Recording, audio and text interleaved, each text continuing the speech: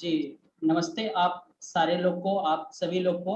आप लोग आज आज रविवार का दिन का समय निकाल कर के आए और आज एक सोच के साथ आए हैं कि कुछ चीज़ें सीखूँगा, कुछ चीज़ें सुनूँगा, कुछ एक्सपीरियंस लूँगा और कैंसर के बारे में जानकारी लूँगा और प्लस डॉक्टर लोग के साथ रूबरू होंगे और आप लोग अपना सवाल-जवाब रखेंगे, करेंगे। तो आइए आज के दिन का शुरुआत करते हैं। आज हमारे साथ कॉल पर हैं, आज स्पीकर के रूप में वंदना मैम हैं और राकेश सर हैं।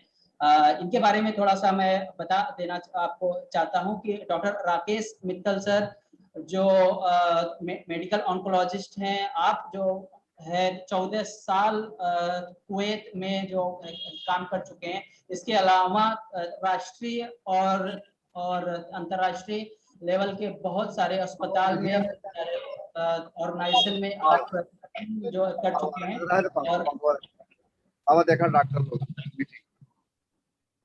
और बहुत ही आपकी इच्छा है कि लोगों को जागरूक करें, लोगों को जानकारी दें कैंसर के बारे में। और अभी हाल ही में सर होमी भाभा कैंसर अस्पताल जो वाराणसी में बना है, आप वहां पर भी डिप्टी डायरेक्टर के साथ में वहां पर मेडिकल ऑन्कोलॉजिस्ट और प्लस बच्चों का जो डिपार्टमेंट है उसका हेड रह चुके हैं। तो वेलकम सर, आपका बहुत बहुत स्वागत है आज के हमारे डिस्कशन में। और हमारे साथ आज जुड़ी हैं वंदना मैम, वंदना गुप्ता मैम जो हमारी जो टीचर हैं, मेंटर हैं और आप भी कैंसर सर्वाइवर हैं ये। और इसके अलावा मैम वी केयर फाउंडेशन जो संस्था है सर, जो जो कैंसर के जो पेशेंट्स होते हैं उनके फैमिली मेंबर होते हैं उनको सपोर्ट देता है, स्पेशली टाटा मेमोरियल हॉस्पिटल और इसके अलावा मुंबई के जो बाकी हॉस्पिटल हैं। तो आज वंदना मैम भी हमारे साथ जुड़ी हुई हैं, तो वेलकम मैम। तो आइए, thank you so much ma'am for being with us. So आइए आज के दिन का शुरुआत करते हैं। शुरुआत करने से पहले हम आप सारे लोग से आग्रह करना चाहेंगे कि आप लोग के पास जितना भी सवाल है, जितना भी डाउट है, जितना भी मन में संदेह है, वो सारा संदेह आप डॉक्टर के सामने, मैम के सामने तो रख सकते हैं, पूछ सकते हैं बेझिझक। आप अपनी भाषा में अपनी जो है समस्या को या जो भी आपके संदेह है उसको रख सकते हैं और आपको सर हिंदी में बहुत ही जो बेहतरीन ढंग से समझाने वाले हैं। तो आइए तो शुरुआत करते हैं। तो over to you Rakesh sir, then फिर हम लोग वंदना मैम के साथ। नमस्कार, धन्यवाद बहुत बहुत। ये मेरा सौभाग्य है कि मैं आज आप लोगों के साथ इस ऑनलाइन माध्यम से जुड़ा हूँ और ये आजकल की साइंस टेक्नोलॉजी का बहुत बड़ा देन है कि हम लोग अपने अपने घरों में बैठ के एक दूसरे से बात कर सकते हैं, एक दूसरे से डिस्कशन कर सकते हैं, पढ़ाइयाँ कर सकते हैं। ये पूरे 1.5 साल जो कोविड की वजह से सारे स्कूल कॉलेज ऑफिस बंद रहे, ये सिर्फ इसीलिए देश चल रहा है कि हम लोग बाग अपने काम इस माध्यम से कर पाए हैं।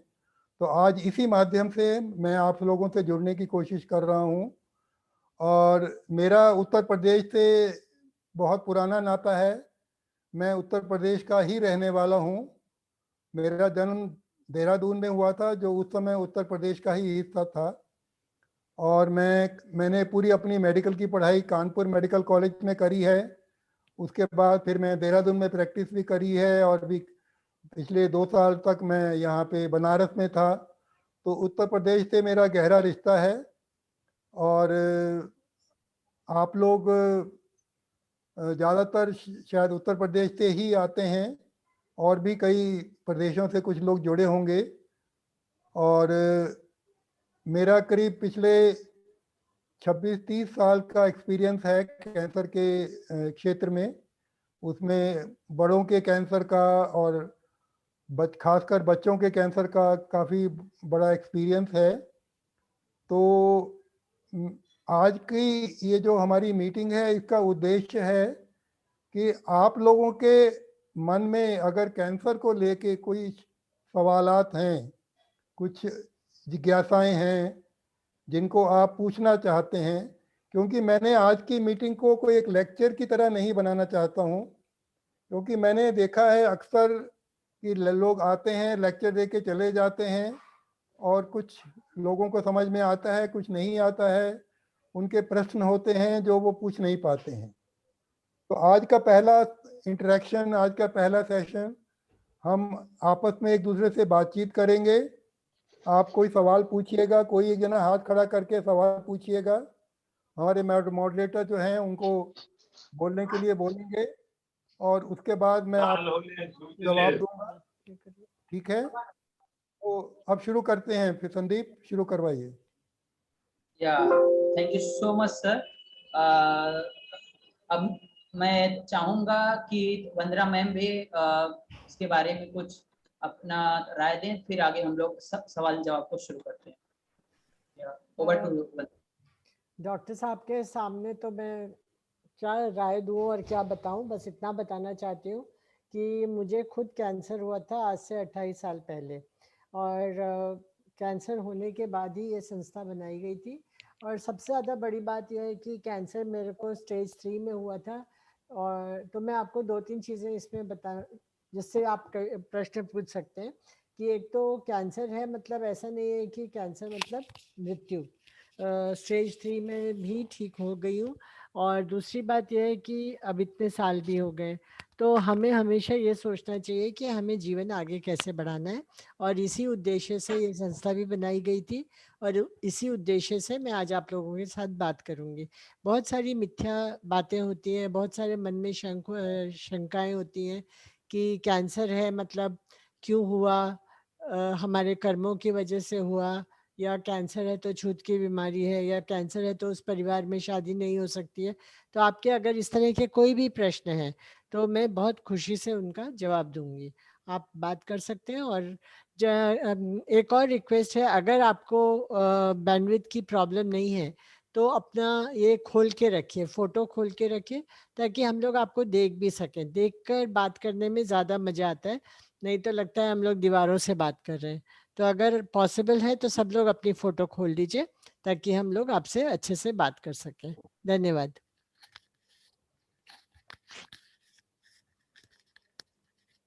तो मैम हमारे साथ आज यहाँ पर हमारे पिताजी भी हैं और मामा जी हैं, अंकल जी भी हैं। तो इनका एक सवाल था कि गांव में इनके एक जन को ने गला और मुंह का कैंसर हुआ था, और वो उसके बारे में लोगों को जानकारी, मतलब लोगों को बताया नहीं। वो बहुत सारे हॉस्पिटल में बहुत सारी जगह पर इधर उधर भटके, और बाद में जब बहुत ज्यादा बढ़ गई बीमारी तब जाकर के वो जो है किसी के रेफरेंस से टाटा हॉस्पिटल पहुंचे। तो इसके बारे में, जैसा गांव में लोग जनरली ये बोलते हैं कि अगर इनको कैंसर हो गया मतलब जिंदगी खत्म है, या फिर वो बचेंगे नहीं, जिसकी वजह से लोग को अगर समस्या रहती है, लोगों को अगर परेशानी होती है, तो भी अपनी बात, अपनी जो है दिक्कत को वो लोग अपने ही जो उनसे जुड़े हैं परिवार वाले लोग नहीं रख पाते हैं। तो मैम इसके बारे में क्या बोलना चाहेंगे आप? देखिए, मैं एक चीज़ कहना चाहती हूँ कि कोई भी शरीर में बदलाव आता है तो सबसे पहले हमें खुद पता चलता है कि वो बदलाव आ रहा है। तो उस बदलाव को अगर हम नोटिस करते हैं तो हमें तुरंत ही डॉक्टर को दिखा देना चाहिए। हमेशा हम सोचते रहते हैं कि हाँ कुछ भी होगा, खांसी होगी, सर्दी होगी, जुकाम होगा, या पेट खराब होगा, या गले में ऐसे ही दर्द हो रहा है, या मुंह में छाले पड़ गए, और इस तरह से हम बीमारी को बढ़ाते जाते हैं, क्योंकि हम उसकी तरफ कभी आयुर्वेदिक की दवाई खा लेते हैं, कभी होम्योपैथी की खा लेते हैं, कभी कोई टोटका होता है गांव में वो कर लेते हैं, लेकिन सही डॉक्टर के पास नहीं जाते हैं। तो सबसे पहली बात तो यही है, and I am sure doctor Mittal भी एग्री करेंगे, कि आप पहले एक अच्छे जानकार डॉक्टर के पास जाइए और उन डॉक्टर को अपनी सब समस्या बता दीजिए। जब उनको आपकी समस्या पता चल जाएगी तो वो सही दिशा देकर आपका इलाज शुरू कराएंगे। तो उसमें क्या है कि आपका अगर वो कैंसर है तो बहुत जल्दी पकड़ में आ जाएगा, और जितनी जल्दी कैंसर का ये सबको मालूम है कि कैंसर जो है वो जितनी जल्दी हम पकड़े उतनी जल्दी हम ठीक कर सकते हैं। और अगर कैंसर नहीं है तो भी हमें पता चल जाएगा कि कैंसर नहीं है, तो एक तरह से निश्चिंत हो जाएंगे और दूसरा इलाज कर पाएंगे। मेरा तो यही मानना है। डॉक्टर मित्तल, आप कुछ कहना चाहेंगे इसमें? हाँ, देखिए ये बहुत एक इम्पॉर्टेंट सवाल किया है, हेड एंड नेक कैंसर। इसको जो मुंह का कैंसर है, इसको हम लोग अपने कैंसर की भाषा में हेड एंड नेक कैंसर कहते हैं। ये गले का और अंदर, गले के अंदर जो भी है, और नाक कान गले का जो हिस्सा है वहाँ का कैंसर होता है। और 90% केसेस में ये कैंसर जो होता है ये मुंह के अंदर और गले का होता है ये। और ये हमारे अनफॉर्चुनेटली ये लोगों की अपनी कुछ आदतों की वजह से ये बहुत ज़्यादा इसका इंसिडेंस है। और ये ऐसा नहीं कह सकते कि ये कैंसर बस अपने आप ही हो जाता है, ऐसा नहीं है। ये आप लोगों की अपनी खराब आदतों की वजह से ये कैंसर होता है। ये कैंसर जो मुंह का और गले का कैंसर है, ये इसका मेन कारण है जो ये दिन भर लोग मुंह में बीड़ा और तंबाकू खाते रहते हैं, इसकी वजह से ये कैंसर होता है। और जितने साल आप ये इसका सेवन करेंगे उतना ही ज़्यादा आपका मुंह का कैंसर होने का चांस ज़्यादा हो जाता है। मैं बनारस में 2 साल रहा हूँ, कानपुर में 10 साल रहा हूँ। मुझे मालूम है कि किस तरह से लोग दिन भर जुगाली करते रहते हैं। मुंह में पान का, ये अपना तंबाकू का वो जर्दा जो भी होता है उसको मुंह में डाले, पान मसाला, और दिन भर जब बात भी करनी होती है तो भी बस मुंह उनका भरा ही रहता है और मुंह मुंह मुंह करके बात करते हैं। और ये बहुत छोटी उम्र से लोगों को आदत लग जाती है क्योंकि इसको कोई बुरा नहीं मानता है। मैंने ये नोटिस किया, मैंने जब वहाँ बनारस में था, मैंने लोगों से पूछा कि क्या आप अंडा खाते हैं? वो कान पकड़ के बोलते हैं नहीं साहब, हम अंडा नहीं खाते हैं। लेकिन वो एक हेल्दी चीज है जो आपकी हेल्थ इंप्रूव करेगी, उसके लिए तो आप कान पकड़ रहे हैं। लेकिन जो जिससे आपको कैंसर होने का पूरा डर है वो आपके मुंह में भरा हुआ है। तो ये एक बहुत बड़ी गलती करते हैं लोग, क्योंकि ये एक सोशली एक एक्सेप्टेबल है कि लोग इस बात को बुरा नहीं मानते हैं कि कोई पान चबा रहा है या जर्दा खा रहा है या उसका मुंह दिन भर भरा रहता है। इस बात को कोई बुरा नहीं मानता है, लेकिन हमारा शरीर जो है इसको बुरा मान जाता है, वो इसको सहन नहीं कर पाता है। और कईयों को 2 साल में, कईयों को 4 साल में, कईयों को 8 साल में ये मुंह में कैंसर हो जाता है। इसलिए मेरी आप सबसे रिक्वेस्ट है, आप ये अगर समझते हैं कि अरे वो तो जिनको होता होगा वो दूसरे लोग हैं, हमें नहीं होगा, ये आप सोचना छोड़ दीजिए। ये मुंह का कैंसर किसी को भी हो सकता है। सबसे ज़्यादा उनको होता है जो इन सब चीज़ों का सेवन करते हैं, जो सिगरेट पीते हैं, बीड़ा खाते हैं, जर्दा खाते हैं और दिन भर मुंह चबाते रहते हैं। और यहाँ पे एक चीज़ और ऐड करना चाहती हूँ डॉक्टर मित्तल, आप बताइए सही है कि नहीं।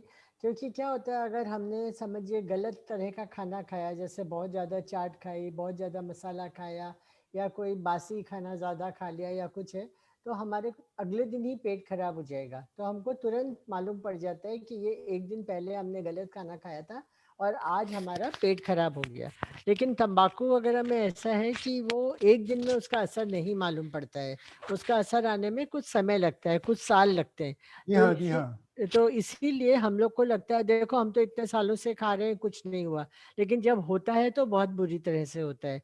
और यहाँ एक छोटी सी चीज़ है जो बताना चाहती हूँ कि आप लोग तो सब खेती वाले लोग हैं, किसान हैं, और अपनी खेती की चारों तरफ तंबाकू की बेड़ लगाते होंगे। बेड़ माने जो बाउंड्री है वो तंबाकू की लगाते हैं। वो इसलिए लगाई जाती है ताकि कीड़ा खेती को नहीं नुकसान करे, माने कीड़ा तंबाकू को नहीं खाता है। तो अगर कीड़े में इतनी समझ है कि उसे तंबाकू नहीं खाना चाहिए, तो आप तो समझदार हैं, फिर आप लोग तंबाकू क्यों खाते हैं? ये कहना कि आदत है, ये कहना कि थकान नहीं होती है, ये कहना कि इससे हमारा मतलब भूख नहीं लगती है, ये सब खाली अपने को बहलाने की बातें हैं। तो एक अगर कीड़ा या जानता है कि तंबाकू नुकसान करेगा, तो कम से कम हमारे में जिसमें इतनी समझ है, हमें तो तंबाकू बिल्कुल नहीं खाना चाहिए। और मैं ये कहना चाहूँगा कि जो लोग आप लोग के घरों में जो आप लोग सुन रहे हैं, अगर आप इस चीज़ का सेवन करते हैं, अगर आप तंबाकू खाते हैं, जर्दा खाते हैं, मुंह में दिन भर आपके भरा रहता है, पहली बात तो है कोशिश करिए उसको छोड़ने की। ये मत सोचिए कि हमें तो नहीं होगा औरों को होता होगा, ये बहुत गलत एक सोच है। हमारे पास जितने मरीज, कम से कम जब मैं बनारस में था, रोज कम से कम 10 से 15 नए मरीज आते थे जिनको मुंह का कैंसर होता था, और वो यही कहते थे कि सर हमें शायद किसी ने पहले कह दिया होता तो आज हमारा ये हाल ना होता। तो इसलिए मैं आज आप लोगों से ये इस माध्यम से मैं कह रहा हूँ कि ये इसका सेवन बंद करिए, और जो लोग इसका सेवन करते हैं वो बंद करने के साथ साथ अपने मुंह का चेकअप करा के आइए। क्योंकि ये नहीं है कि अगर आज आपने बंद कर दिया 10 साल खाने के बाद या 4 साल खाने के बाद तो बस आपका डर खत्म हो गया, नहीं। वो अंदर अगर चेंजेस आ गई हैं तो वो फिर भी कैंसर बन सकता है। हमारे बनारस का जो महामना कैंसर अस्पताल है, वहाँ पे एक विभाग है जहाँ पे आपकी जांच की जाएगी कि आपको मुंह के कैंसर है कि नहीं है। आप उस विभाग में जाइए, उनको प्रिवेंटिव मेडिसिन कहते हैं, बचाव का विभाग है वो आपको मुंह का चेकअप करेंगे और आपको बताएंगे कि आपको कोई डर तो नहीं है। तो इसलिए, और नहीं जा सकते हैं तो अपने लोकल शहर जो भी है वहाँ पे किसी नाक कान गले के डॉक्टर के पास जाके अपने मुंह का चेकअप कराइए, और अगर उसको कुछ शक लगता है तो फिर वो कैंसर हॉस्पिटल में जाके दिखाए। ये हिंदुस्तान में अनफॉर्चुनेटली इस तरह का कैंसर, मुंह नाक कान गले का कैंसर बहुत ज़्यादा है, और उसका मेन कारण है ये खाना, इन सब चीज़ों का खाना, प्लस लोग जो ड्रिंक करते हैं और जो स्मोकिंग भी करते हैं। ये बहुत डेडली कॉम्बिनेशन है। इन सब चीज़ों से आप लोग बचिए। इसी कंसर्न में अगर आपको या आपका और सवाल हो तो आप लोग पूछिए। तो डॉक्टर मित्तल, एक प्रश्न आया है कि शराब का क्या वो होता है, और एक दो चीज़ें जो अपन इजीली इन लोग को बता सकते हैं वो ये है कि अगर आप अपना मुंह खोलिए और आपकी तीनों उंगलियां मुंह में चली जाती हैं, और तीनों उंगलियां, इसका मतलब ठीक है। मतलब तंबाकू खा रहे होंगे तो जो भी तंबाकू खाता है उनकी वो तीनों उंगलियां नहीं जाएंगी। नहीं मैडम, ऐसा नहीं है। ये जो 3 उंगलियों वाला टेस्ट है ये बहुत लेट स्टेज का है। अच्छा। तो मैं नहीं चाहता कि लोग इस स्टेज तक पहुंचे कि उनका 3 उंगलियां ना जा पाए। और जो मुंह में सफेद दाग हो जाते हाँ, हैं वो सफ़ेद दाग हैं, वो हो हाँ। जाते हैं, लेकिन वो खुद या घर के लोग नहीं देख पाएंगे। वो कोई डॉक्टर स्पेशल लाइट से ही देख सकते हैं उसको। तो इसके लिए ज़रूरी है कि आप एक अपने ज़िले के डॉक्टर, हेड एंड नेक के डॉक्टर के पास जाके, अगर बनारस जा सके हैं बहुत अच्छा है, नहीं जा सकते तो अपने ज़िले के हेड एंड नेक डॉक्टर के पास जाके अपने मुंह का चेकअप कराइए, और उनसे पूछिए स्पेसिफिकली कि साहब मेरे को, मैं इतने दिन तंबाकू खाता रहा हूँ, मेरे गले में कुछ या मुंह के अंदर कुछ ऐसा कुछ खतरे वाली बात तो नहीं है। सर डॉक्टर मित्तल, एक सवाल, सो सॉरी। यहाँ हेलो। पे एक अमिता जी हैं जिनके बहुत सारे क्वेश्चंस आ रहे हैं, तो मेरे ख्याल से अगर हम उनका जवाब पहले दे दें तो अच्छा रहेगा। लेकिन मैं चाहूंगा कि अगर मैं ये मुंह के कैंसर से रिलेटेड ही क्वेश्चन का जवाब दूं तो वो ज़्यादा बेहतर रहेगा। तो इसमें तो उनका था कि link between alcohol intake and cancer. Alcohol का भी बहुत कुछ कंसर्न है। देखिए, अल्कोहल का ये है कि अगर बहुत ही कम मात्रा में जो लोग सेवन करते हैं, कि हम कम मात्रा मतलब हफ्ते में कभी 30-40 ml कहीं छोटा सा ले लिया, वो नुकसान नहीं करती है। लेकिन जिस तरह से हिंदुस्तान में कंज्यूम किया जाता है, 3-4 पैग रोज के कच्ची शराब के और या अंग्रेजी शराब के, वो बहुत नुकसानदायक है। उससे पेट का कैंसर हो सकता है, ब्लैडर का कैंसर हो सकता है, किडनी का कैंसर हो सकता है, फेफड़ों का कैंसर हो सकता है, लीवर का कैंसर हो सकता है, लीवर खराब हो सकता है, अल्सर हो सकते हैं। कैंसर की चीजें हो सकती हैं, नॉन कैंसर की चीजें भी हो सकती हैं। इसलिए अच्छा यही रहेगा कि इसका सेवन आप बिल्कुल ना करें। लेकिन मैं ये मानता हूं कि अगर बहुत थोड़ी मात्रा में इसका, तो चलो मैं मानता हूं कि कभी नुकसान नहीं होता है, लेकिन तंबाकू तो थोड़ी मात्रा में भी नुकसान करता है। तंबाकू तो बिल्कुल भी नहीं लेना चाहिए।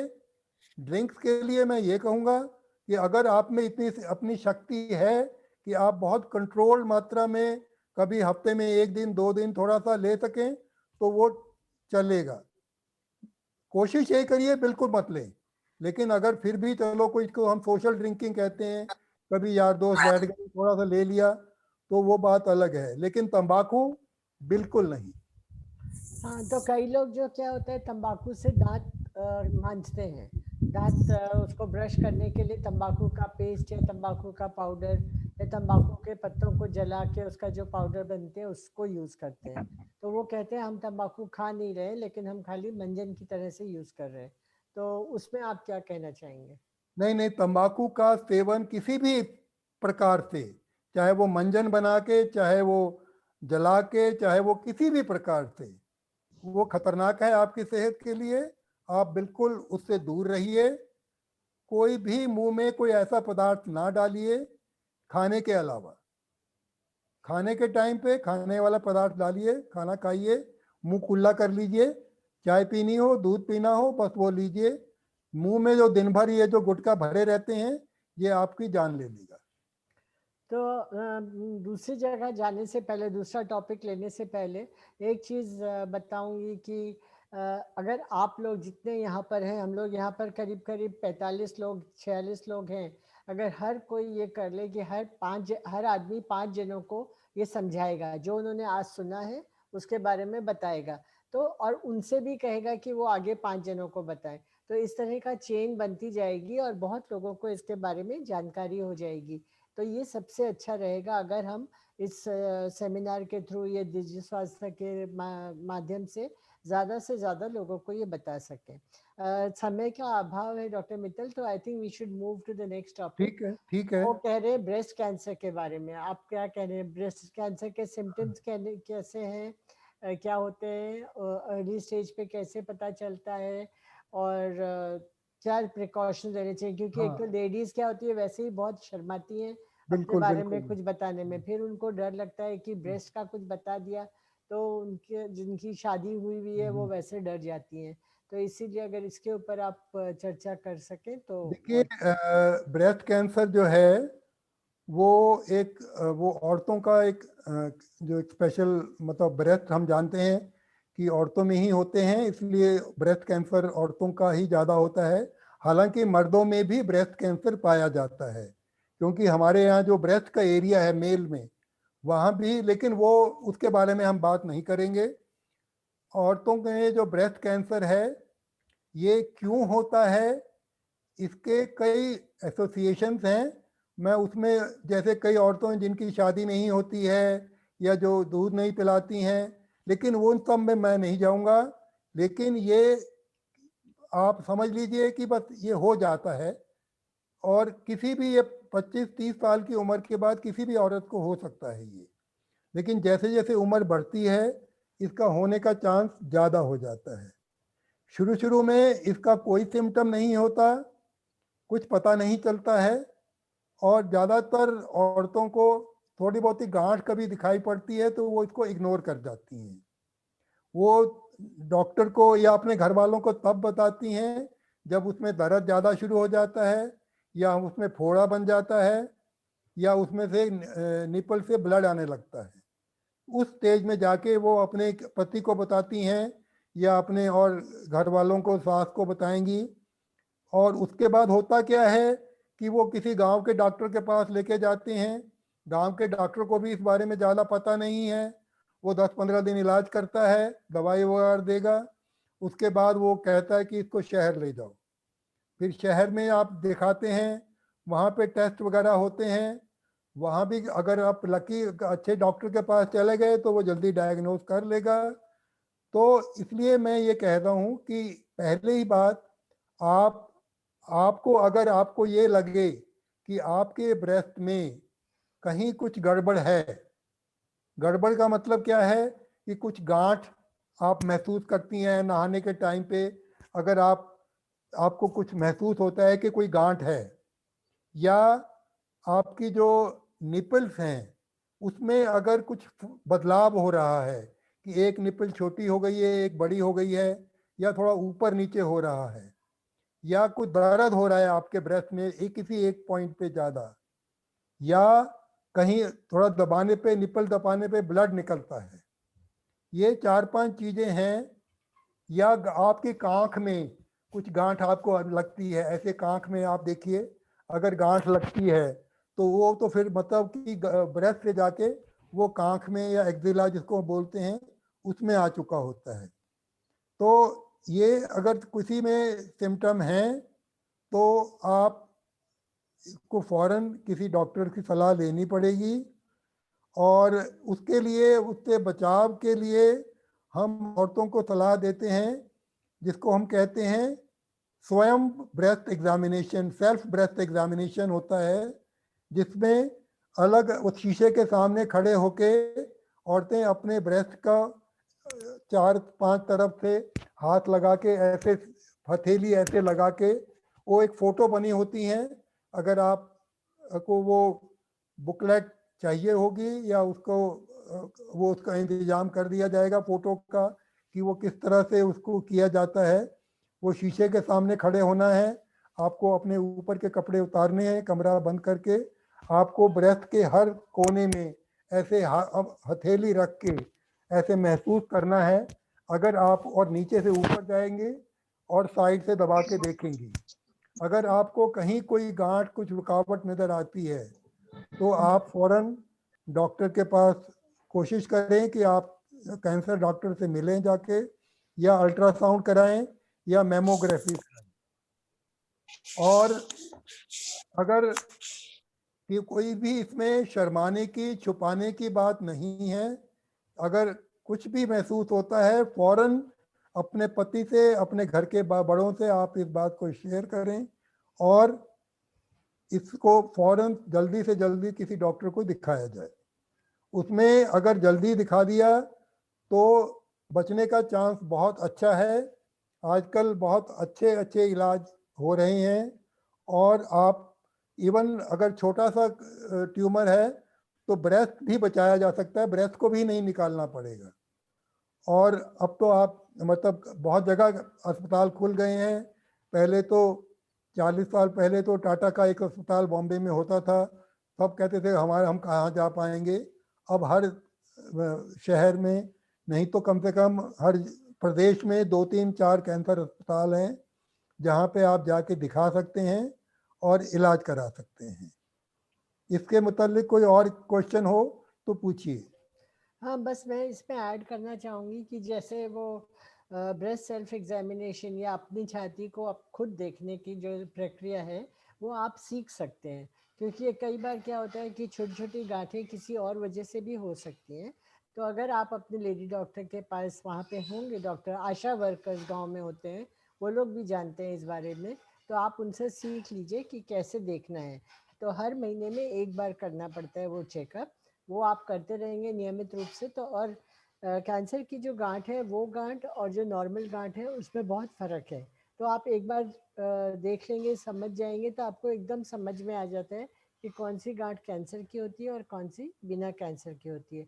और जहाँ तक कैंसर के जो अर्ली सिम्टम्स के बारे में बातचीत है वो और उनकी कैसे करना चाहिए, वो संदीप जी के पास हम लोग ने निजी स्वास्थ्य में रखा हुआ है वो कागज़। Sandeep, if you can share those papers, आप बाकी लोग अगर कोई इंटरेस्टेड है तो संदीप को कांटेक्ट कर लीजिए, संदीप आपको भेज देंगे, आप उनको पढ़िए और उनके हिसाब से आप अपना चेकअप वगैरह करते रहिए। नियमित रूप से चेकअप करेंगे तो प्रॉब्लम कम से कम होएगी। संदीप, एक, तुम्हारे पास फोटो हैं क्या इसमें सेल्फ एग्जामिनेशन की? जी, वो जो हम लोग ने भेजा हुआ है वी केयर का उसमें है। ठीक है, तो वो भिजवा दीजिए लोगों को, उनसे समझ में जाएंगी वो। जी, और एक और भी बात आदमी सोचते हैं कि मतलब अगर मान लीजिए आपकी माँ को ब्रेस्ट कैंसर है, छाती का कैंसर था, या आपकी नानी को था, या आपकी मौसी को था, तो 0.01% चांस है आपको होने का, बहुत कम चांस है, लेकिन उसमें एक चांस रहता है। तो अगर आपके परिवार में आपके एकदम इमीडिएट, मतलब आपकी जिठानी को हो, दिरानी को हो तो फर्क नहीं पड़ता, आपकी ननद को हो तो कोई बात नहीं है, लेकिन अगर आपकी माँ को, आपकी नानी को, आपकी बहन को, आपकी मौसी को, अगर किसी को है, तो आपको एक बार जरूर जाके डॉक्टर से मिल लेना चाहिए और उनको बता देना चाहिए, ताकि डॉक्टर को भी पता रहे कि आपको आपके परिवार में किसी को ब्रेस्ट कैंसर है। होने की संभावना नहीं है, नहीं के बराबर है, लेकिन हो सकता है। इसीलिए पहले से अगर आप सतर्क रहेंगे और आपके डॉक्टर को पता रहेगा तो आसानी से इलाज हो सकता है। ठीक है बस डॉक्टर मैं साहब? यही कहना चाहूँगा और अपनी जो भी महिलाएं हमारे साथ जुड़ी हैं कि इस बारे में आपको शर्माने की कोई ज़रूरत नहीं है। ये भी आपके शरीर का एक महत्वपूर्ण हिस्सा है और अगर इसमें कुछ आपको चेंजेस या कुछ बदलाव लगते हैं तो फ़ौरन अपने गांव की आशा वर्कर से बात करके किसी अच्छे अस्पताल में जाके चेकअप कराइए। हर गांठ कैंसर नहीं होती है, लेकिन अगर आपके ब्रेस्ट के अंदर गांठ है तो उसका जांच होके अगर वो कैंसर है तो उसका इलाज होना चाहिए। ठीक है, तो एक और चीज़ हम लोग ले लेते हैं, फिर उसके बाद और प्रश्न पूछ सकते हैं। लेडीज़ की जो सर्विक्स कैंसर की हाँ जी, बात है, क्योंकि ये 3 कैंसर ऐसे हैं जो कि प्रिवेंट किए जाते हैं, जो कि बिल्कुल बिल्कुल। पहले से हम उनको रोक सकते हैं। मुंह का कैंसर, ब्रेस्ट का कैंसर और सर्विक्स का कैंसर। मतलब मुंह का कैंसर तो 50% हिंदुस्तानियों को होता है, तो समझिए अगर हमने टोबैको की आदत, तंबाकू की आदत, ये सब चीज़ें छोड़ दी तो हमने 50% लोगों को कैंसर से बचा दिया। फिर उसके बाद जो है वो ब्रेस्ट कैंसर है, जो कि ऑलमोस्ट 25% है, और अगर सर्विक्स कैंसर है। ये 3 कैंसर ऐसे हैं जिनके सिम्टम्स पहले से पता चल जाते हैं और जो कि हम पहले से उनका ट्रीटमेंट कर सकते हैं। तो डॉक्टर मित्तल, आप सर्विक्स कैंसर के बारे में कुछ बताएं। देखिए, सर्विक्स कैंसर जो है उसको कॉमन भाषा में बच्चेदानी का कैंसर बोला जाता है, लेकिन ये एक्चुअल में बच्चेदानी का कैंसर नहीं है। बच्चेदानी के नीचे का एक भाग होता है जिसको हम सर्विक्स बोलते हैं। ये बच्चेदानी और विजाइना के बीच का हिस्सा है, करीब 2 सेंटीमीटर 3 सेंटीमीटर लंबा होता है। तो ये ऊपर से बच्चेदानी से जुड़ा होता है, नीचे से विजाइना से जुड़ा होता है। तो ये इसमें औरतों को अक्सर कैंसर हो जाता है और ये उन औरतों को ज़्यादा होता है जिनके बच्चे ज़्यादा होते हैं या जिनको पूरी वहाँ पे अच्छी तरह से सफाई नहीं रखती हैं। तो आप गांवों में अक्सर देखा गया है कि औरतें अपने नीचे के हिस्से को ठीक से साफ सफाई नहीं कर पाती हैं। जो भी उसका कारण समझ लीजिए, आप उसको ये समझ लीजिए कि उनको ज़्यादा इस बात की नॉलेज नहीं है या उसको वहाँ पे सफाई करना अच्छा नहीं मानती हैं, या जो भी कारण है वो लोकल हाइजीन जिसको हम लोग बोलते हैं उसको अगर मेंटेन नहीं कर पाती हैं। और वहाँ पे फिर उसका जो जो एक और कारण है कि गांवों में अगर औरतों के ज़्यादा बच्चे होते हैं, वो भी एक कंट्रीब्यूटिंग फैक्टर है। तो 2 मेन कंट्रीब्यूटिंग फैक्टर हैं, ज़्यादा बच्चों का होना, कम उम्र में ज़्यादा बच्चों का होना, और दूसरा हाइजीन नहीं रख पाना। लेकिन ये नहीं है कि अगर किसी औरत के कम बच्चे हुए हैं और उसने हाइजीन रखा है उसको ये कैंसर नहीं होगा। नहीं, ऐसा नहीं है, उनको भी कैंसर हो सकता है। विदेश में जो औरतें जिनके बहुत कम बच्चे होते हैं और वो पूरा हाइजीन रखती हैं उनको भी सर्वाइकल कैंसर होता है। तो उसके जो सिम्टम्स हैं उन सिम्टम्स का आप ध्यान रखिए। अगर आपको नीचे के हिस्से में दर्द होता है या सफ़ेद रंग का पानी ज़्यादा जाता है या कुछ ब्लीडिंग होती है, ये 3 चीज़ें हैं जो अगर आपको कुछ भी ब्लीडिंग माहवारी के अलग से आपको लगता है कि माहवारी बंद ही नहीं हो रही है, और जिन औरतों को माहवारी होती है अभी बंद नहीं हुई है, वो अगर उनको ज़्यादा माहवारी हो रही है, ज़्यादा माहवारी होने के कई कारण होते हैं। मैं ये नहीं कह रहा हूँ कि ज़्यादा माहवारी कैंसर का लक्षण है, लेकिन सर्वाइकल कैंसर में भी ज़्यादा माहवारी हो सकती है। इसलिए, या सफ़ेद रंग का पानी, गंदे उसकी एक खराब स्मेल के साथ में अगर आ रही है, उसके भी कई कारण हो सकते हैं। कैंसर भी वन ऑफ द कॉज है।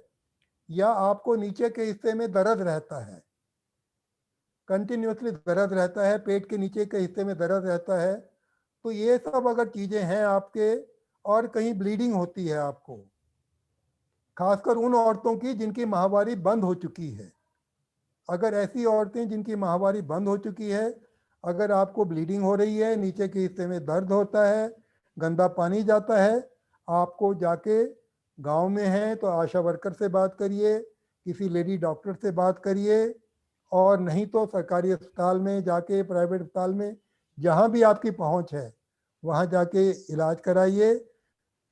मैं फिर कह रहा हूं, अर्ली स्टेज में अगर ये इस कैंसर को बनने में सालों लग जाते हैं। ये कैंसर एक ऐसा कैंसर है जो अगर आज आपके शरीर में शुरुआत हुई है, तो जब तक वो इस स्टेज पे पहुंच जाए कि आप डायग्नोज कर सकें, वो 3-4 साल 5 साल लग जाते हैं। इसलिए आजकल गवर्नमेंट के कई प्रोग्राम आए हैं, खासकर कैंसर अस्पतालों में, जिसमें ये कैंसर स्क्रीनिंग का पार्ट बन गया है, जहां औरतें जाती हैं और उनको कोई भी सिम्टम नहीं है, लेकिन फिर भी वो जाके अपने सर्विक्स का नीचे, बच्चेदानी के नीचे का चेकअप कराती हैं, और उसमें चेकअप करके उनको बताया जाता है कि आपको बच्चेदानी या सर्विक्स का कैंसर है या नहीं है। क्योंकि अभी नई रिसर्च में ये पता लगा है कि इसको होने का कारण कोई एक खास किस्म का वायरस होता है, जो वायरस होने की वजह से इसका आजकल टीके भी आ गए हैं, इसको निरोध करने के टीके भी आ गए हैं, लेकिन वो अभी इतने पॉपुलर नहीं हुए हैं। कुछ विदेशी कंट्रीज में इन लड़कियों को यंग एज में कैंसर का ये टीका दिया जाता है। हमारे हिंदुस्तान में अभी ये टीकाकरण के प्रोग्राम में नहीं आया है, लेकिन इतना तो किया जा सकता है कि जो कैंसर सेंटर आपके अगर घर के या गांव के या शहर के पास है, वहां जाके आप चेकअप करा सकती हैं, और ये वो बता देंगे डॉक्टर कि आपको कोई डर नहीं है। लेकिन अगर आपको सिम्टम्स हैं जो मैंने बताए आपको, अगर इनमें से कुछ भी है, तो आप जाके डॉक्टर से, अपने लेडी डॉक्टर से, अपने ज़िले की किसी डॉक्टर से, प्राइवेट में या कैंसर अस्पताल में जाके, सहूलियत जहाँ भी हो, आप जाके चेकअप कराइए और इलाज कराइए। कुछ चीज़ें मैं और ऐड करना चाहती हूँ राम, कि जैसे जब ब्रेस्ट कैंसर, ये सर्विक्स कैंसर का है, उसमें क्या है कि जैसे पेशाब जहाँ से करते हैं, आप जितनी बार भी पेशाब करने जाते हैं उतनी बार उस हिस्से को ज़रूर धो लीजिए, क्योंकि जितना साफ रहेगा उतना ही आपको इन्फेक्शन होने की डर कम हो जाएगा। पहली बात तो ये है। दूसरी बात यह है कि एक टेस्ट होता है जो पैप स्मीयर टेस्ट कहलाता है। तो जैसा डॉक्टर साहब ने बताया था कि आपको कोई भी लक्षण हो, और वैसे भी 50 साल की उम्र के बाद एक बार पैप स्मीयर टेस्ट करवा लेना चाहिए, ताकि कुछ भी चेंज हो रहा हो तो हमें पता चल जाएगा। और तीसरी बात यह है कि जो टीकों के बारे में बताया है, वैक्सीनेशन सर्विक्स कैंसर को प्रिवेंट करने के लिए, ताकि लोगों को सर्विक्स कैंसर ना हो, ये दिया जाता है यंग लड़कियों को, बहुत कम उम्र में, जिनकी शादी नहीं हुई है या जिन्होंने संभोग नहीं किया है, उनको दिया जाता है। तो अगर कहीं पे भी उस तरह का टीकाकरण हो रहा है, और 3 बार, हर महीने 1 बार देते हैं और 3 बार दिया जाता है, तो अगर मान लीजिए आपके यहाँ कोई स्वयंसेवी संस्था है जो इस तरह का काम कर रही है, तो आप जाके पता करके वो टीका लगवा सकते हैं। लेकिन उसके लिए यह है कि आपकी शादी नहीं हुई होनी चाहिए और आपने किसी के साथ संभोग नहीं किया जाना चाहिए। तो जिन औरतों की शादी हो गई है, जिन्होंने संभोग कर लिया है, वो ये टीका वैक्सीनेशन नहीं करवा सकते हैं। और सर्विक्स कैंसर की एक खासियत है, डॉक्टर मित्तल अग्री करेंगे, कि वो होने से पहले ही हमें पता चल सकता है कि सर्विक्स कैंसर होने वाला है, जिसको कहते हैं प्री कैंसरस स्टेज। और प्री कैंसरस स्टेज में अगर सर्विक्स कैंसर पता चल जाए तो बिल्कुल शर्तिया उसका इलाज ठीक हो जाएगा। यही मैंने बोला था कि इसको होते होते कई साल लग जाते हैं, इसीलिए अगर आप पहले जाके चेकअप करा लें, और पैप स्मीयर जैसे मैडम ने बोला उसको आप करवा लें, तो आपको अगर वो बहुत अर्ली स्टेज में पता लग गया, तो बिना किसी ऑपरेशन के वो उस एरिया को जला देते हैं और वो वहीं ठीक हो जाता है। हाँ, तो और एक और हाँ चीज बोलिए। बताना चाहती हूँ कि जैसे माहवारी होती है जब, तो ज्यादा करके गांव में माहवारी के समय में कपड़ा लिया जाता है, कपड़े को धो देते हैं, फिर से उसको इस्तेमाल करते हैं। वो बहुत हानिकारक है, क्योंकि उसमें बहुत सारे जर्म्स रह जाते हैं, बहुत सारे कीटाणु रह जाते हैं। तो अगर हो सके तो बाजार में जो पैड्स मिलते हैं उनको यूज करिए। आजकल तो आप लोग एडवर्टीजमेंट भी देखते होंगे, सस्ते भी हो गए हैं पहले से। तो वो पैड में क्या है कि आपने एक बार इस्तेमाल करा और आपने उसको फेंक दिया, फिर से बार बार नहीं यूज करते हैं। तो अगर फिर से बार बार कोई चीज नहीं इस्तेमाल करते हैं, क्योंकि कपड़ा आप कितना भी धोएं उसमें थोड़ी बहुत गंदगी रह ही जाती है। इसी तरह से मतलब ये वाले जो पैड्स होते हैं, ये सैनिटरी टॉवल्स कहते हैं, या बॉक्स में आते हैं, इतने बड़े बॉक्स में आपके यूज करने के लिए, वो अगर आप ला सकते हैं, मिलते हैं आपके गांव में, तो वो सब जरूर इस्तेमाल करिए और उसमें फेंक दीजिए, ताकि फिर उसमें आपको कोई भी तरह का मतलब इन्फेक्शन या कोई भी तरह का संक्रमण नहीं होएगा। ये बहुत ज़रूरी चीज़ है। तो ये औरतों को मैं ज़रूर बताना चाहती हूँ, क्योंकि औरतें ये सब बातें जल्दी से परिवार में बताती नहीं है और सोचते हैं कि हमारे ऊपर खर्चा होएगा तो इसको बंद करते हैं। लेकिन वो खर्चा ज़्यादा नहीं है, क्योंकि एक डब्बा आजकल तो शायद 40 रुपए में आता है, जो या 30 रुपए में आता है, जो पूरे महीने का हो जाता है। और कई स्वयं सेवा की जो संस्थाएं हैं, वो ये वाली पैड जो है वो फ्री में भी दे रहे हैं लोगों को। तो अगर वहाँ पे मिलते हैं तो आप प्लीज़ ज़रूर से इस्तेमाल करिए, इसमें कोई भी शर्म की बात नहीं है।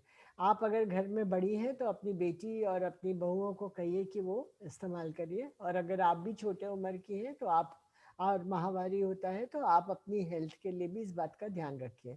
क्योंकि देखिए कितना भी कहिए, औरत हमेशा ये सोचती है कि अरे हमारा क्या है, हमारी जो स्वास्थ्य है वो इतना इम्पोर्टेंट नहीं है, उतना ज़रूरी नहीं है जितना कि हमारे घर में जो आदमी है, चाहे वो लड़के हों, चाहे आदमी हो, चाहे कोई भी हो। लेकिन पूरी गृहस्थी चलती औरतों के ही बल पर है।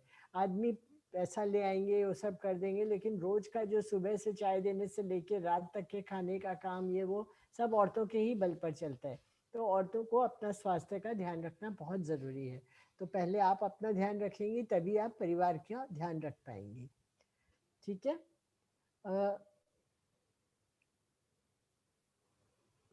किसी ने एक प्रश्न पूछा है, मेरे ख्याल से आप बता नहीं पाएंगे आंसर, क्योंकि ये बड़ा जनरल है, कि उनकी भाभी का कीमो का इलाज बनारस में चल रहा है, कैंसर हॉस्पिटल में, उनका 2 स्टेज है, तो क्या कोई दिक्कत तो नहीं होगी सर?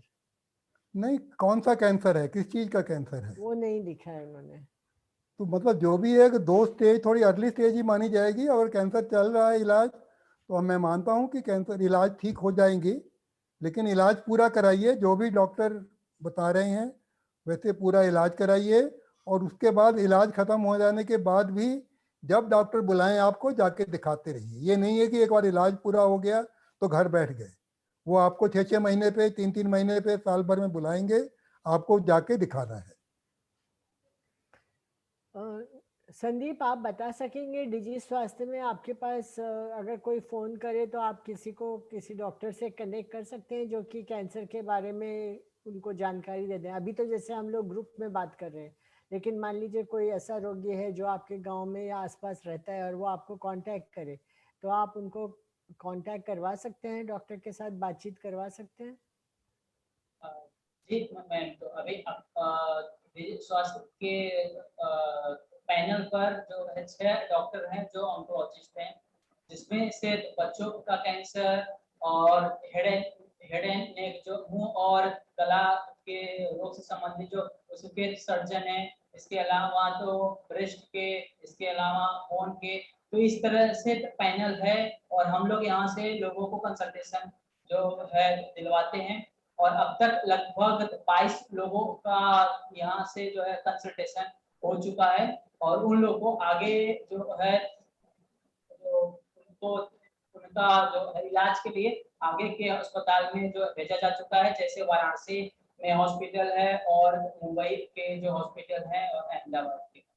संदीप, तुम चाहो तो हम इसको कोई रेगुलर कोई डे फिक्स करके 1 घंटा 2 घंटा के लिए हम इसको शुरू कर सकते हैं दिन में।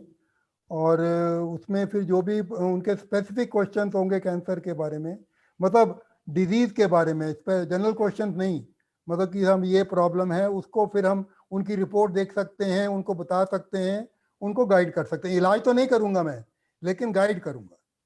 बिल्कुल सर, बिल्कुल। शुक्रिया सर। किसी ने पूछा है कि यूपी में सबसे ज्यादा कैंसर कौन सा है? देखिए, ऐसा ये बताना मुश्किल है, लेकिन यूपी में जो कैंसर सबसे ज्यादा है, मैं मानता हूं वो मुंह और गले का कैंसर है आदमियों में, और औरतों में जो सर्विक्स का कैंसर और ब्रेस्ट कैंसर, ये दो औरतों के कैंसर हैं। और आदमियों में सबसे ज़्यादा तो मुंह और गले का कैंसर है, उसके बाद फिर फेफड़ों का कैंसर है, और उसके बाद फिर पेट के कई आंतड़ियों का कैंसर है। क्योंकि आजकल कोविड का ज़माना चल रहा है, तो पहले तो मैं आपको कहना चाहूँगी कि कोविड के समय में सब लोग ज़रा मास्क जरूर पहनिए, अपने हाथ धोइए, चाहे वैक्सीनेशन हो गया हो या नहीं हुआ हो। और तीसरा, ज़्यादा भीड़ भाड़ मत करिए। किसी की शादी हो रही है या किसी की कोई सभा हो रही है या कोई इलेक्शन रैली हो रही है, अभी यूपी में इलेक्शन होने वाले हैं, तो वहाँ पे पता चला सब लोग भीड़ भाड़ करके वहाँ पहुँच गए। उनका कुछ नहीं जाएगा, नेता लोग बहुत प्रोटेक्टेड हैं, लेकिन आप लोगों को भीड़ में जाने की कुछ वजह दिख से। नहीं रहा। दीपक कुमार जी, आपका अगर आप माइक बंद कर देंगे तो अच्छा रहेगा। और सवाल कोई है तो हाँ, तो वही मैं आपको मतलब एक वो दे रही थी, फिर इसमें मैंने सोचा लास्ट क्वेश्चन हम लोग बात करेंगे कि कैंसर और कोविड का क्या संबंध है, और अगर मान लीजिए कैंसर का वैक्सीनेशन देना है तो क्या करना चाहिए, और कौन कौन सा मतलब कैंसर कोविड किसी को हो जाए तो कैंसर के इलाज में कुछ फर्क पड़ता है, या कैंसर पेशेंट है तो उनको कोविड में क्या प्रिकॉशन लेने चाहिए? देखिए, ये कोविड की बीमारी हमारे पूरे विश्व में पिछले 15 महीने से आई है। इसके पहले कोई इसके बारे में जानता नहीं था। ये एक नए किस्म का वायरस है जो बहुत जल्दी से लोगों में फैलता है। ये एक जैसे फ्लू का वायरस होता है उसी तरह का वायरस है, लेकिन इसकी सबसे ज़्यादा प्रॉब्लम है कि ये अगर फेफड़ों में बहुत दिन रह गया तो फेफड़े बहुत ख़राब कर देता है और लोगों की जान चली जाती है। तो इसमें क्या है कि अगर किसी की इम्यूनिटी कम है, लोगों लड़ाइयों बीमारी से लड़ाई लड़ने की ताकत अगर कम है, जो कि कैंसर पेशेंट जिनका इलाज चल रहा है उनकी ये ताकत कम हो जाती है, क्योंकि उनका जो कीमोथेरेपी चल रही है या रेडिएशन चल रही है या कैंसर की वजह से उनकी जो एक अपनी ताकत है बीमारियों से लड़ने की, वो कुछ टाइम के लिए कम हो जाती है। ऐसे लोगों को कोरोना जल्दी पकड़ सकता है, इसलिए ये ज़रूरी है कि ऐसे लोग बहुत ज़्यादा एहतियात बरतें। जिनकी कीमो चल रही है, जिनका रेडिएशन चल रहा है, जिनका कैंसर का इलाज चल रहा है, वो घर से बिल्कुल ना निकलें और 24 घंटे मतलब बिल्कुल दिन भर मास्क पहन के रहें और लोगों के संपर्क में ना आए। और बाकी अगर फिर भी आपको कुछ बुखार लगता है या जो भी है तो आप फौरन अपने डॉक्टर से कंसल्ट करें। और लेकिन अगर आपका इलाज चल रहा है और आप ठीक हैं तो इस इलाज को कंटिन्यू करिए। कोरोना की वजह से समझ के इसको पोस्टपोन मत करिए, क्योंकि कैंसर का रेगुलर इलाज होना बहुत ज़रूरी है। अगर आप ठीक हैं, कोई कैंसर कोई कोरोना की आपको प्रॉब्लम नहीं हो रही है, तो अगर आपकी कीमो की डेट आ रही है तो कीमो की डेट जाके कीमो लीजिए। अगर आपका रेडिएशन चल रहा है तो रेडिएशन कराइए। अगर आपको ऑपरेशन होना है तो ऑपरेशन कराइए। जब तक आपका डॉक्टर मना ना कर दे, आप अपनी तरफ से डिसीजन मत लीजिए। तो कीमोथेरेपी होने के कितने दिन बाद वैक्सीनेशन करा सकते हैं?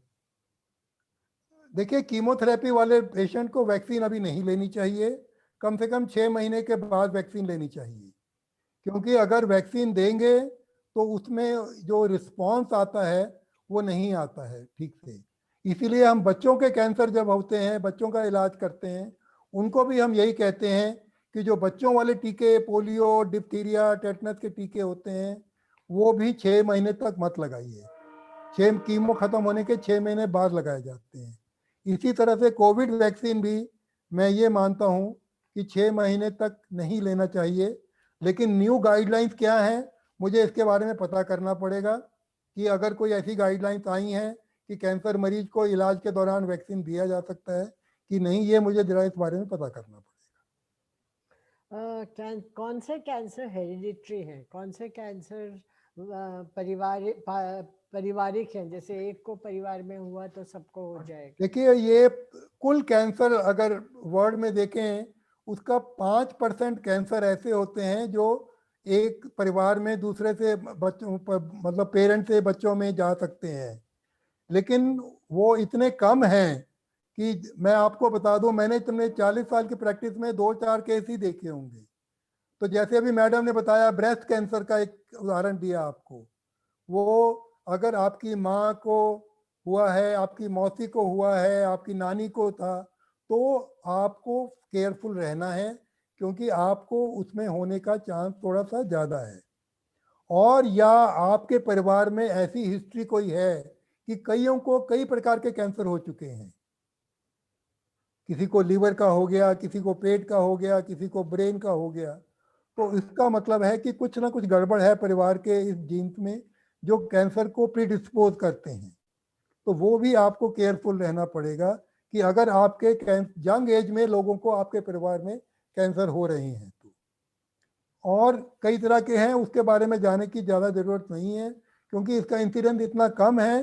तो लेकिन उसके बारे में आप ज़्यादा चिंता मत करें।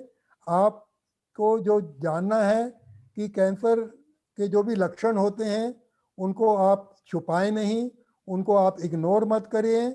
अगर कोई भी आपको बॉडी में कोई चेंजेस लगती हैं और कोई गांठ लगती है, कोई पेशाब में खून आता है, टट्टी में खून आता है, खांसी में खून आता है, अगर ऐसे कोई लक्षण है, कहीं कोई गांठ है, कहीं आवाज़ में आपके फर्क हो गया है, ये सब चीज़ें कैंसर के लक्षण हैं जिनको आप फौरन से जाके चेकअप कराएंगे और अगर कैंसर निकलता है तो उसका इलाज कराएंगे।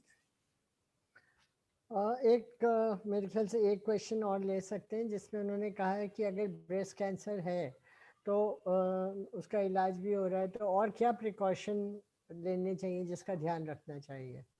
देखिए, कैंसर का अगर इलाज हो रहा है, चाहे वो ब्रेस्ट कैंसर हो चाहे कोई भी कैंसर हो, उसमें जो भी प्रिकॉशंस लेनी चाहिए किसी भी कैंसर के इलाज में, वो आपको ब्रेस्ट कैंसर के इलाज में भी लेनी पड़ेंगी। जैसे आपको लोगों की भीड़ में जाने से बचना है। ये जो कोविड के टाइम पे जो प्रिकॉशंस बता रहे हैं, ये सब प्रिकॉशंस हम कैंसर के मरीजों को बताते हैं। कोविड या नो कोविड, मास्क पहनना, भीड़ में नहीं जाना, बाहर मॉल्स में नहीं जाना, बाहर का खाना नहीं खाना, ये सब चीज़ें हम कैंसर के मरीजों को कहते हैं जिनका इलाज चल रहा है। ये आज से नहीं, ये 50 साल से हम कहते हैं, लेकिन ये चूंकि अभी कोविड आया है 1.5 साल से, तो अभी लोगों को ये सब चीज़ें कही जा रही कि आप मास्क पहनिए, आप बाहर मत जाइए, भीड़ में मत जाइए। ये सब चीज़ें हम कैंसर के मरीजों को रेगुलर एडवाइस करते हैं जिनका इलाज चल रहा है। उसमें ब्रेस्ट कैंसर के मरीज भी आते हैं, उसमें हर तरह के कैंसर के मरीज आते हैं जिनको कीमो रेडिएशन जिनकी चल रही है, वो उनको ये प्रिकॉशन लेना है। एक प्रश्न काफ़ी होता है जो कि मतलब लोग स्पेशली लेडीज़ पूछने में संकोचाती हैं, लेकिन उनके मन में रहता है। तो मैं ये बताना चाहती हूँ कि शारीरिक संबंध को लेकर कि अगर जिनकी शादी हो गई है वो अपने पति के साथ शारीरिक संबंध रख सकते हैं कि नहीं, या पति जो जिनको कैंसर है वो अपनी पत्नी के साथ शारीरिक संबंध रख सकते हैं कि नहीं। तो कहते यही है कि कुछ प्रॉब्लम नहीं है, लेकिन आपको एक दूसरे का ध्यान रखना है, क्योंकि अगर एक को कमज़ोरी हो रही है, पेशेंट को कमज़ोरी है, तो ज़बरदस्ती नहीं करनी है। पर वैसे कोई भी प्रॉब्लम नहीं है। ऐसा नहीं है कि अगर उनको कैंसर है और आपने शारीरिक संबंध रखा तो आपको भी कैंसर हो जाएगा, ऐसी बात नहीं है। तो इसको छोड़ के दूसरी बात यह है कि एक दूसरे की सुविधा, एक दूसरे की मानसिक दशा देखकर ही आप इस कदम को उठाइएगा। देखिए, कैंसर जो है ये बहुत लोगों में एक अवधारणा है, गलत फहमी है कि अगर एक को हो गया तो वो दूसरे को लग सकता है। कैंसर छूत की बीमारी नहीं है, ये कोविड की तरह नहीं है। आपको अगर कैंसर हो गया है तो कैंसर के मरीज की देखभाल करनी है, उससे दूर नहीं भागना है, उसके पास जाके उसकी सेवा करनी है। कैंसर आपको नहीं होगा, कैंसर छूने से, पास रहने से नहीं होता है। हाँ, कोविड से दूर भागना है आपको। कैंसर कोविड मरीज के पास नहीं जाना है, लेकिन कैंसर मरीज के पास जाके उसकी तीमारदारी, उसकी सेवा करनी है आपको। तो मेरे ख्याल से काफ़ी सारे प्रश्न हो गए हैं। संदीप, आपके पास कोई और प्रश्न आया है क्या?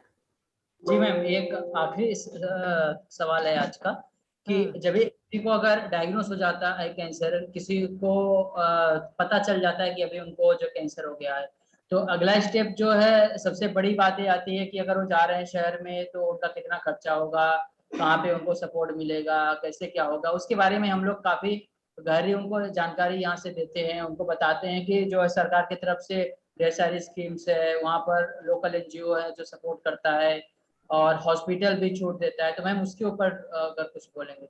मैं तो यही कहूँगी हाँ। कि अगर कोई भी जना गांव से शहर आ रहा है अपना इलाज कराने के लिए, तो अपना आधार कार्ड, अपना राशन कार्ड, अपना पैन कार्ड और अपना इनकम सर्टिफिकेट, ये 4 कागज़ ज़रूर लेकर आइए। क्योंकि कहीं पे भी आप जब ट्रस्ट के पास जाएं, गवर्नमेंट की स्कीम्स में अप्लाई करिए, कुछ भी करिए, तो ये 4 कागज़ों की ज़रूरत होती है। और अगर ये आपके पास हैं तो आपका समय बच जाता है और आपको मदद जल्दी से मिल सकती है, क्योंकि फिर कागज़ पूरे होते हैं तो जल्दी जल्दी सब काम हो जाता है। लेकिन हर कैंसर में कितना खर्चा होगा ये बताना बहुत मुश्किल है, क्योंकि कैंसर कहाँ पर है, उसका क्या इलाज होने वाला है, उसमें कितना समय लगेगा, ये सब चीज़ों पे बहुत कुछ निर्भर करता है। और दूसरी बात एक और है कि जैसे आप लोग गांव से अगर शहर आ रहे हैं इलाज कराने के लिए, तो पूरा परिवार साथ में मत आइए, क्योंकि ये लंबा इलाज है, समय ज़्यादा लगेगा। तो या तो बारी बारी से आइए, या एक भी जना जो आ रहा है वो ऐसा हो जो समझदार हो, जो पूरा इलाज समझ सके, पूरा प्रोसीजर समझ सके और पूरी बातें पेशेंट को भी ठीक से बता सके। वो चीज़ें बहुत ज़रूरी है, क्योंकि कई बार हमने देखा है हॉस्पिटल में कि एक जना आता है जिसको आपने पूरी बात समझाई, थोड़े दिनों बाद देखा वो आदमी गायब हो गया, कहाँ गया कि वो चला गया, अब नया आदमी आया है। तो समझाने वाला भी कितनी बार एक ही चीज़ को कितने लोगों को समझाएंगे। इसीलिए फिर सोशल वर्क डिपार्टमेंट में भी थोड़ा बहुत नाराज़गी वाली बात आ जाती है। तो इसीलिए शुरू में जब तक समझने की बात है, एक ही आदमी को लेकर आइए जो आपकी बात समझ सके। और जब भी आप डॉक्टर के पास जाएं, मेरे हिसाब से एक कागज़ पेंसिल ज़रूर लेकर जाइए और सब बातें, अपने भी प्रश्न लिख के जाइए, क्योंकि वहाँ पे जाके तो डॉक्टर साहब के पास कम समय होता है और दूसरा आप डॉक्टर को देख के थोड़ा घबरा जाते हैं। तो अपने प्रश्न लिख के जाएंगे तो फटाफट पूछ सकेंगे और लिख सकेंगे डॉक्टर साहब ने क्या आंसर दिया है, क्योंकि हर एक को जिज्ञासा रहती है जानने की कि अब हमारा क्या होगा, इस साइड इफेक्ट क्या होगा, और पहले कीमोथेरेपी होगी या पहले सर्जरी होगी या पहले रेडिएशन होगी। ये भी बता दें कि कोई भी चीज़ पहले होने दो, उससे कोई फर्क नहीं पड़ता, क्योंकि वो डॉक्टरों को डिसाइड करना है। उसमें आप बिल्कुल भी सोचा विचारी मत करिए कि हमारे मित्र को तो पहले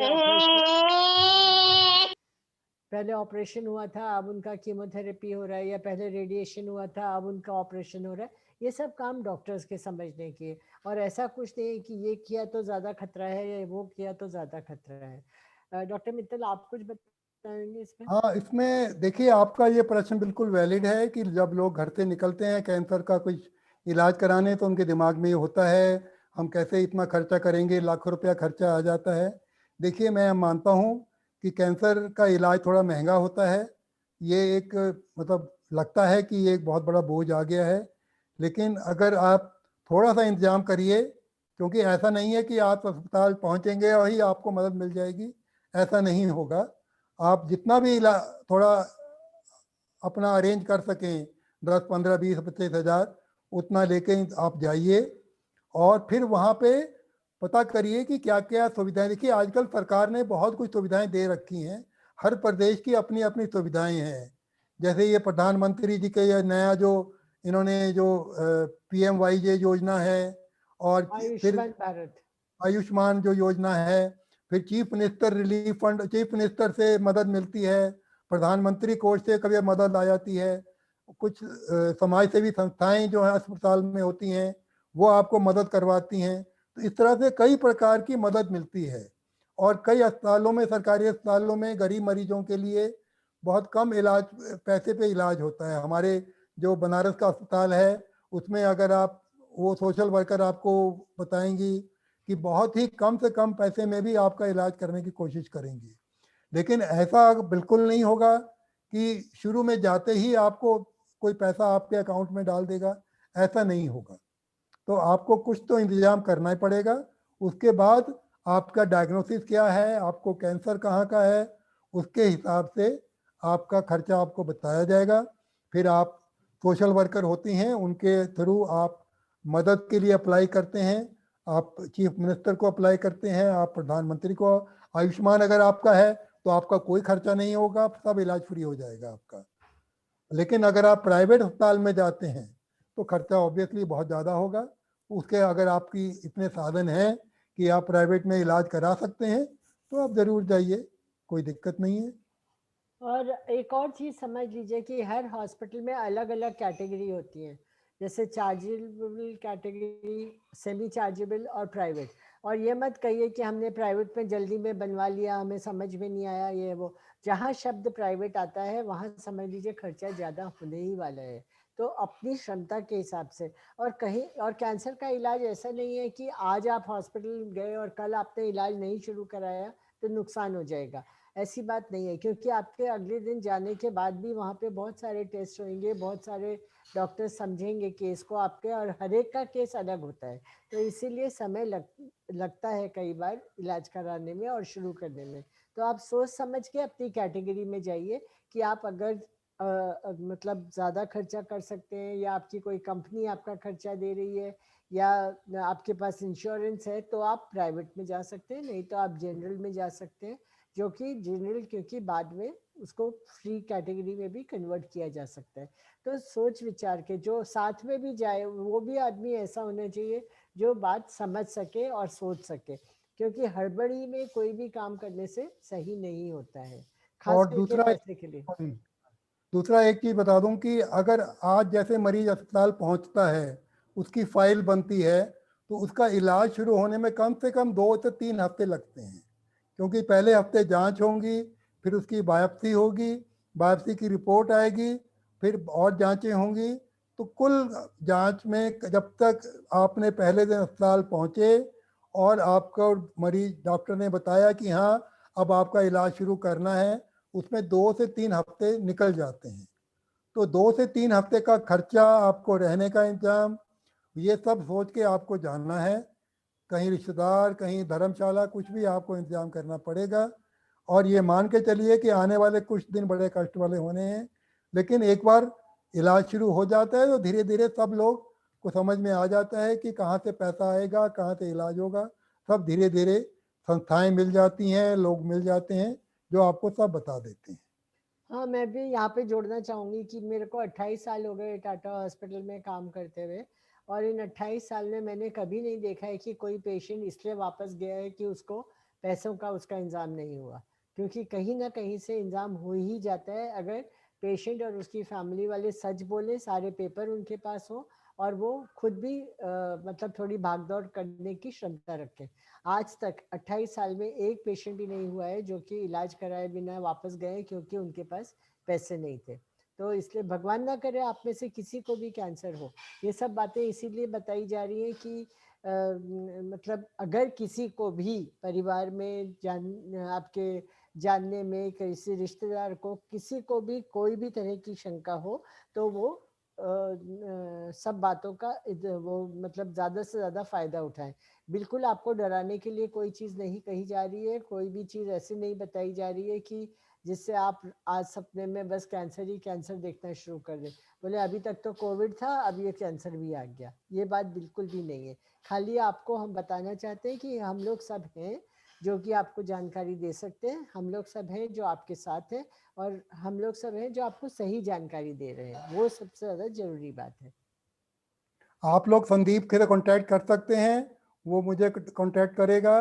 कोई भी किसी इंडिविजुअल कैंसर के बारे में कुछ आपको राय चाहिए, कुछ भी रिपोर्ट दिखानी है, आप हम टाइम फिक्स करके बात कर सकते हैं।